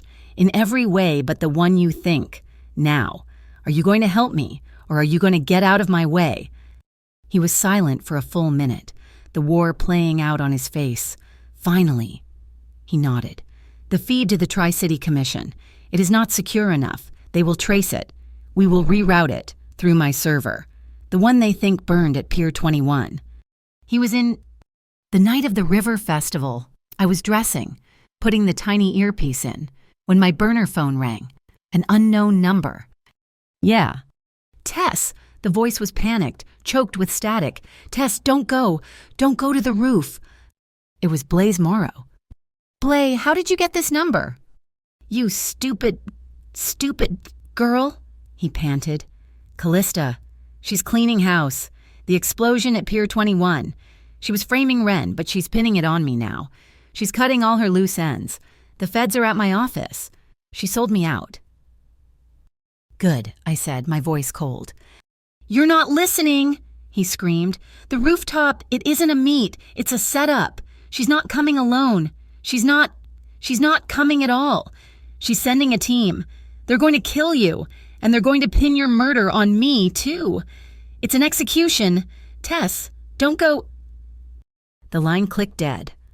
The betrayal was complete. Callista was betraying Blaze. Blaze was betraying Callista to save himself. And I was walking into the middle of it. I finished adjusting the earpiece. I picked up the bait USB. I walked out onto the balcony of my apartment. The air was cool, smelling of the river and gunpowder. Across the water, the Oriole Tower stood like a black needle against the darkening sky. The first boom of a test firework echoed across the water. I thought of the Osprey room, the smell of rain and bergamot, his hands on my face. You always choose. I looked at the tower. No longer a victim, I whispered to the wind. I was done being moved. It was my turn to move the pieces. The rooftop of the Oriole Tower was 50 stories up. The wind was a living thing, cold and sharp. Smelling of the river and sulfur from the first fireworks, I was alone, a tiny figure on a vast, polished granite terrace. Below me, Glass Ridge was a galaxy of lights. The booms of the festival starting echoed, hollow and distant. A chilling view, isn't it? The voice was smooth, cultured. I turned. Callista Vane stood by the glass doors to the penthouse, flanked by two men in dark, perfectly tailored suits. She was elegance personified, a tall woman in a silver dress, holding a champagne flute. Blaze warning screamed in my head. She's sending a team. This was them. I prefer the view from the ground, I said, my voice flat. I clutched the bait USB drive in my pocket. Of course you do, Callista smiled, a thin, reptilian expression. Let's dispense with the pleasantries. Tess, you're here to sell the ghost of Aurelio Wren, and I'm here to buy. I heard Aurelio's voice in my earpiece, calm and steady. The stream is active. Tess, she's on camera. The commission is watching. You have my offer, I said, my voice cold. I was stalling, just like we planned. My brother, Jude Harlan, released from federal custody, a clean record and passage out of the city. Callista laughed, a sound like breaking glass. You think you're in a position to negotiate. You're a loose end. She sipped her champagne. But I am sentimental. I'll make you a better offer. A trade. You give me everything Aurelio left you, his ledgers, his contacts, his digital keys. In exchange, I'll let your brother live. My blood ran cold. He's not a hostage. Oh, but he is, she purred. A convenience. Right now, he's at a very secure, very private facility, Pier 31, my facility. Pier 31, my heart hammered. Sell me Aurelio's ghost, she said, and I'll give you your brother. I let the silence stretch, pretending to weigh the impossible choice. How do I know you'll keep your word? You don't, she smiled, but it's the only offer you have. Now, Tess, Aurelio whispered in my ear, activate the drive. I pulled the USB from my pocket. This, I said, holding it up, is a preview. The full data is in a dead drop. You get my brother. I give you the location. Callista's eyes narrowed. She gestured to a small, sleek laptop on a nearby table. Show me. I walked toward the laptop, my footsteps echoing. I could feel the eyes of her two men on my back. I slid the USB into the port. The connection is made, Maris's voice cut in. Data is flowing. The commission has it. They see the token transfers. It's working. Tess. I turned back to Callista, my face a mask of indecision. He was good to me. At the end, he told me. He told me where the real money was. I'm sure he did, Callista said, her voice dripping with contempt. You're both dead. The shout came from the service stairs. Blaze Morrow burst onto the roof, his face purple with rage, his cheap suit soaked in sweat. He was holding a gun, and his hand was shaking violently. He wasn't aiming at Callista. He was aiming at me. She set me up, you set me up, he screamed. Callista's men drew their weapons instantly. Aiming at Blaze, I was caught in the middle. It's a trap, Tess, Blaze shrieked, his eyes wild. She's going to kill us both. He lunged, grabbing me, yanking me back, and pressing the cold muzzle of his gun to my temple. Nobody moves, or the waitress gets it. Mr. Morrow, you are making a catastrophic error, a calm voice said. Aurelio. He stepped out of the shadows from the other side of the terrace, still dressed as Mr. Finch. He was holding no gun. He was holding a leather briefcase. Ren, Callista breathed, her glass shattering on the granite. You're dead. Reports were exaggerated, Aurelio said calmly, walking forward, his hands visible. Blaze, let her go. Stay back. Ren, Blaze yelled, his arm tightening around my neck, the gun digging into my skin. I'll do it, I'll kill her. You will not, Aurelio said, not stopping. He was 10 feet away. Because you are not a killer. Blaze, you are an accountant, and you are currently being framed for my murder and hers. He stopped and opened the briefcase. He pulled out a sheaf of papers, a contract. This, Aurelio said, holding it up, is the incorporation paper for the Cinder Bridge River Fund, and this, he pulled out another, is the wire transfer authorization, signed by Callista Vane, moving $6 million from that fund to a shell corporation in the Caymans, a shell corporation that you own. Blaze stared. What, no? She said that was a holding fee. She was paying you for the explosion at Pier 21, Aurelio said. She was buying your silence and setting you up as the patsy. Mocha is at your office right now. Blaze, they have this file. Callista, who had been frozen in shock, suddenly smiled. He's bluffing. Kill them both. Her men hesitated, looking at her, then at the man who was supposed to be dead. I am not, Aurelio said. He pulled out a thick invoice. And this is the real prize. This is the contract you signed with the Bureau of Financial Integrity. Blaze, the one that makes you a victim of Cinderbridge's predatory practices, not a partner. This contract, combined with your testimony, will get you 5 years on a reduced sentence. Kill her, and you get life, for a crime you didn't even commit.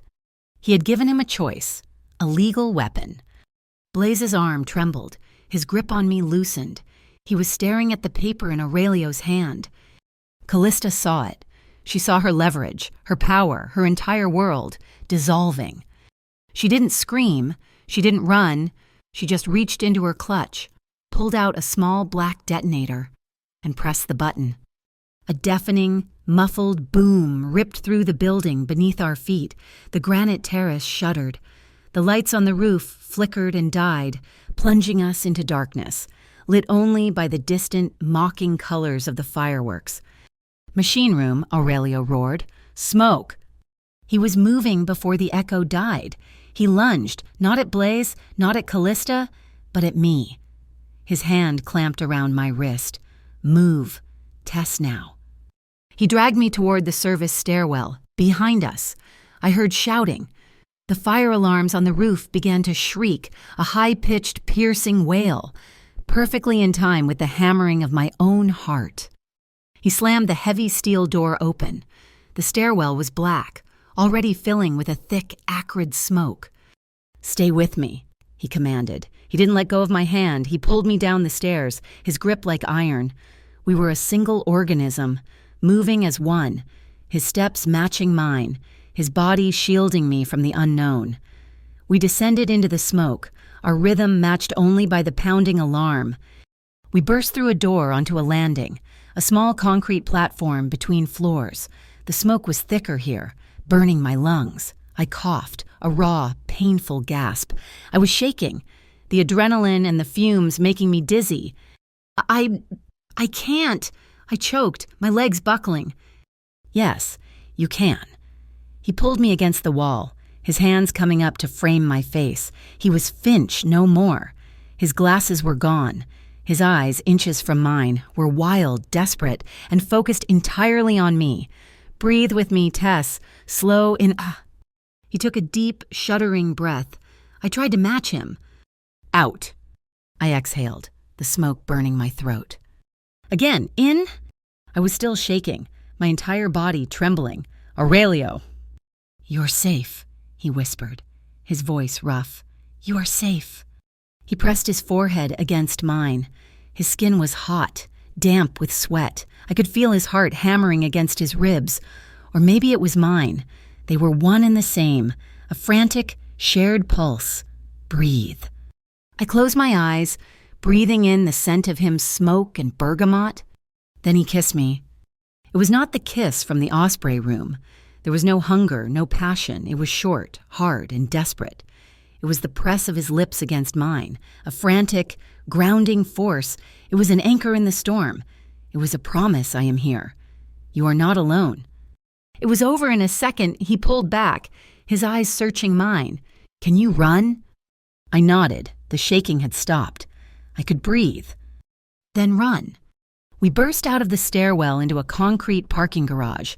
The air was blessedly clear, and it was filled with the blinding flash of blue and red lights. "Mocha, freeze, hands in the air, now." We were surrounded. A dozen agents, weapons drawn, all pointed at us. Agent Shay Loring stepped out, her face hard. Well, Mr. Wren, a ghost." Her eyes slid to me. "And his accomplice. It seems you've been a very busy woman, Miss Rowan." "She's not," Aurelio started, stepping in front of me. "She's nothing," Loring snapped. "She's a link, a key. She's the one who had the data." "Take me," Aurelio said, his voice low, his hands raised. "She had nothing to do with this. The fire at Pier 21, the data transfer. It was all me. She's a civilian. Let her go." He was taking the fall. After everything, he was taking it all. "No." My voice was quiet, but it cut through the garage. I stepped out from behind him. I put my hand on his arm, pushing it gently down. "He's not lying, Agent Loring," I said, my voice clear and steady. "But he's not telling the whole truth. I am not an accomplice. I am the one who called you." Loring frowned. "What?" "The data stream from the rooftop, that was me. The anonymous tip to the Tri-City Commission, that was my lawyer. I am not his link. Agent, I am his witness, and yours." I took a step toward her. The guns did not lower. "You're chasing the wrong person," I said, my voice gaining strength. "You're chasing a man who operates in the light gray. His rules are simple. No narcotics, no trafficking, no poison. I don't care about his rules. Miss Rowan—" "You should," I cut her off, "because the data I just sent you proves that Callista Vane and the Cinderbridge Trust were trying to force those black roots, the fentanyl, the human trafficking through his port. When he refused, they tried to kill him, and when that failed, they framed Blaze Morrow for it." Loring's expression flickered. "You're not here because of Aurelio Wren," I pressed, my voice ringing in the concrete space. "You're here because Callista Vane wanted you here. She's been feeding you intel, pushing you toward Wren, so you would clear the field for her. She's been using Mocha as a weapon to eliminate her competition." A slow understanding dawned on Loring's face. She looked at Aurelio. She looked at me. A radio on an agent's shoulder squawked. "All units. We have eyes on Vane. She's on the roof. A helicopter. She's lifting off heading east, over the river." Loring cursed, her weapon lowering. "All teams, to the roof, get air support." The agents scrambled, their focus entirely shifted. Callista, the real target. She was getting away. "Pier 31, I whispered, the realization hitting me. She's going for Jude. She's going for her last piece of leverage. Aurelio looked at me, his face grim, the flashing lights painting his features in red and blue. "It ends at the water," he said, his voice hard as steel. "Where we began." The chaos of the Oriole Tower garage faded behind us, replaced by the high-pitched scream of Aurelio's sedan. We tore through the streets of Glass Ridge, Mocha sirens following us but not chasing us. We were all going to the same place. Pier 31. It was a desolate, forgotten stretch of the port, a graveyard of rusted containers stacked like canyon walls. The wind howled off the black river, cold and sharp, stinging my face with salt and the metallic smell of decay. The entire pier was lit by harsh, metallic blue floodlights. There, at the end of the long pier, by the deep water berth, stood Callista Vane. Her helicopter was on a nearby pad, its blades slowly turning in the wind. She was not alone, and she had two of her men, and they had Jude. My brother was on his knees, his hands bound. One of the men held a gun to his head. "Tess!" Jude screamed, his voice thin and terrified. "A full cast," Callista shouted over the wind, her voice unnervingly calm. "The ghost, the waitress, and, I assume, the cavalry is not far behind." She shoved Jude forward, closer to the edge. "I am leaving, but I am not leaving empty-handed. I want the keys. Aurelio, your digital wallets, your private ledgers. You crippled Cinderbridge, but I still have my private holdings. I want your light gray infrastructure. Give them to me." She then pointed a long, elegant finger at me. "And you are the exchange. You walk over here. You bring the wallet. You stay. Your brother leaves." No. Aurelio stepped out of the car. He was weaponless. He was holding a single polished aluminum briefcase. "She doesn't move, but you can have the wallet." He placed the case on the wet concrete and kicked it. It slid 20 feet, stopping near her. "It is all in there. The whole portfolio." Callista laughed, a high, brittle sound. She motioned for her man to retrieve the case. "The whole portfolio, just like that." She looked at Aurelio, her face a mask of pure contempt. "You really are just a wren, a little bird, giving up his entire nest because he's frightened." I could not help it. Even with Jude's life hanging by a thread, the absurdity of her confidence, the sheer arrogance, it was too much. A sharp, clear laugh burst from my lips. "I always laugh at that name," I called out, my voice carrying on the wind. Callista's smile faltered. Aurelio's eyes found mine, and in the harsh blue light, I saw something flicker in their depths. He spoke, his voice low, but the wind caught the words and carried them to me. "Only one person ever dared, and that was you, Tess." Callista's man opened the case. Inside was a single, hard-case digital wallet. Callista snatched it. She pulled a tablet from her coat, plugged the wallet in, her fingers flying. "Accepting transfer," she sneered, her eyes glued to the screen. "Your empire is mine, little bird." "The moment she hits accept," Aurelio murmured, so low only I could hear. "The smart contract executes. It is not a transfer. It is a publication. Every ledger, every dark account, it is broadcasting. Now." As if summoned. My phone buzzed. A text from Maris Dahlin. "We have it. Tri-City Commission has it all. Cinderbridge is finished." Callista's screen must have flashed red. Her head snapped up, her face a mask of confusion that quickly morphed into pure, animalistic fury. "What did you—" "Vain." A new voice screamed, "Blaze Morrow!" He stumbled out from behind a stack of containers, his clothes torn, his face bleeding.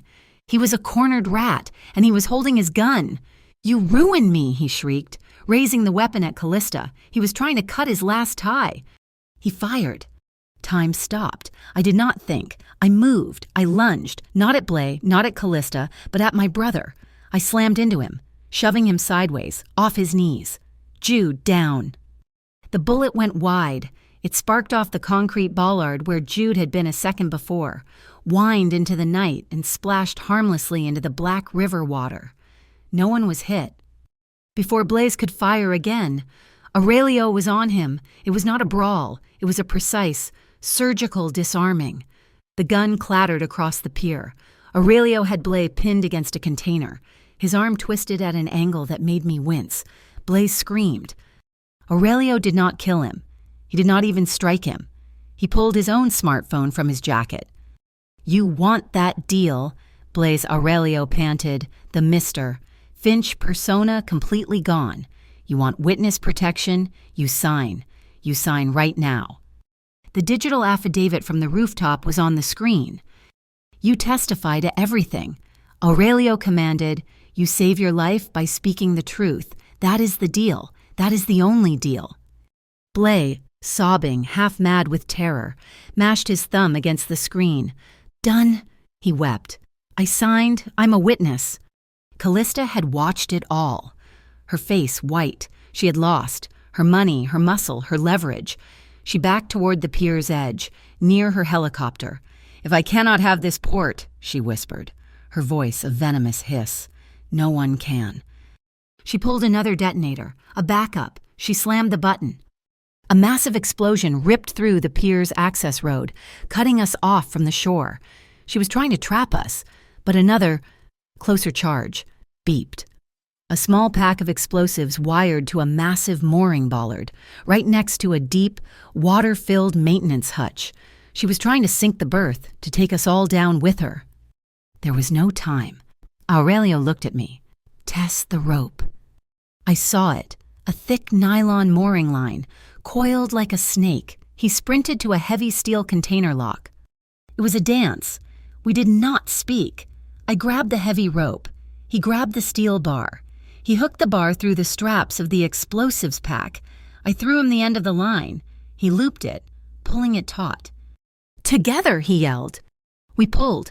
Our feet slipped on the wet concrete. It was a desperate, shared rhythm, a singular focus. We dragged the heavy charge, pulling it free of the bollard. With a final, agonizing heave, we swung it, pendulum style, into the deep, concrete-lined water basin. It sank. A muffled thump shook the pier, sending a plume of dark water 20 feet into the air, but the pier held. The air suddenly exploded with sirens. Mocha, the Tri-City Commission, Agent Loring. They poured onto the pier, their vehicles blocked by the flaming wreckage, but the agents swarming on foot. They surrounded Callista, who stood defeated, her hair plastered to her face. They surrounded Blaze, who sat on the ground, holding up his phone, yelling, "I'm a witness, I signed." I ran to Jude, cutting his bonds with a knife Aurelio pressed into my hand. He was shaking, but he was alive. Aurelio walked over to me, his chest heaving. He was holding the aluminum digital wallet that Callista had dropped. He held it out to me. "It is done." I looked at the case, and I saw the engraving on the side. It was not the Wren symbol. "Rowan Hearts," I whispered. I stared at him, the world tilting, the hospital foundation, the name he had created for me. You put the entire wallet in my name." He looked at me, his dark eyes reflecting the flashing blue lights. "The debt, Tess, the ones I paid, the ones for your mother. This wallet holds them. It always has. Your signature, your authorization, was always the only one that mattered. You could have canceled it. You could have emptied it. From the very beginning." I could not speak. The noose I had imagined, the debt I feared. It had never been a cage. He had never owned me. He had just handed me the key and waited, silently, for me to realize I had been free all along. The aftermath was swift. The Cinder Bridge Trust imploded. The data from the smart contract was a legal bomb that took out half the city's corrupt financing. Agent Loring found me as I was wrapping Jude in a shock blanket. "Miss Rowan," she said, her voice stripped of its earlier suspicion. It held respect. "Your testimony." It was the linchpin. "We are forming a civilian oversight council, the Glass Ridge Port Community Council, to monitor the reforms. We would like you to be on it." I looked over at Aurelio. He was giving his statement, the Mr. Finchbeard already looking ridiculous in the dawn light. He caught my eye and nodded. Just once. "I accept," I said. He, in turn, announced he was dissolving the gray operations of North Shore Imports. He was going clean, logistics, and I heard he was reopening the Riverlight Diner with a new manager.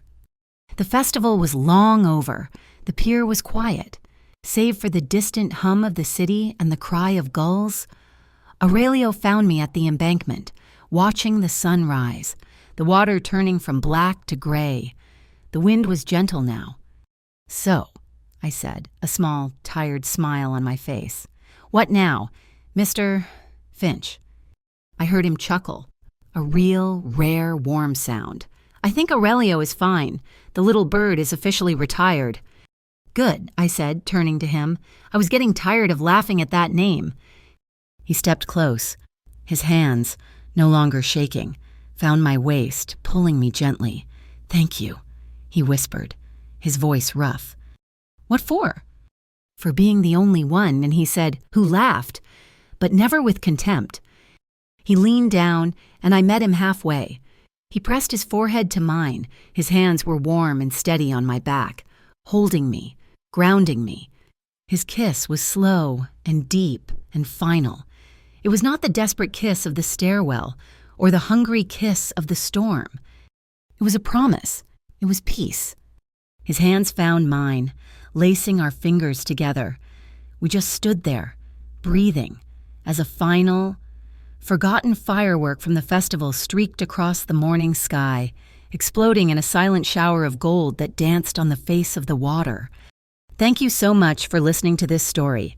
We would love to know where you are listening from, so please drop a comment below and share your thoughts. If you enjoyed this, please subscribe to our channel, Mafia Boss Stories, like this video, and give us extra support by hitting that hype button so this story can be heard by more people.